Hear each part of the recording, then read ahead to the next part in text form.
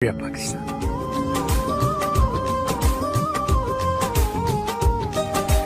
ایک طالبہ نے دیوار پر ایک بڑا سا سفید کاغذ چسپاں کیا اور کاغذ کے درمیان میں مارکر سے ایک نقطہ ڈالا۔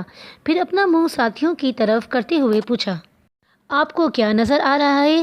سب نے بیک زبان ہو کر کہا، ایک سیاہ نقطہ۔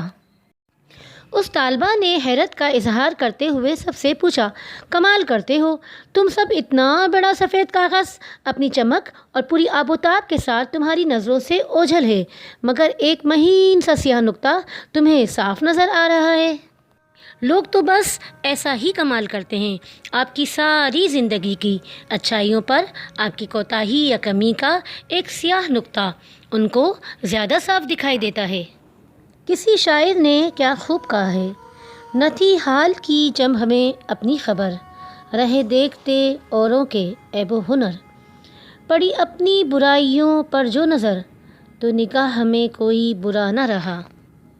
ویڈیو کو دیکھنے کا بہت بہت شکریہ۔ پسند آئے تو لائک اور شیئر لازمی کر دیں۔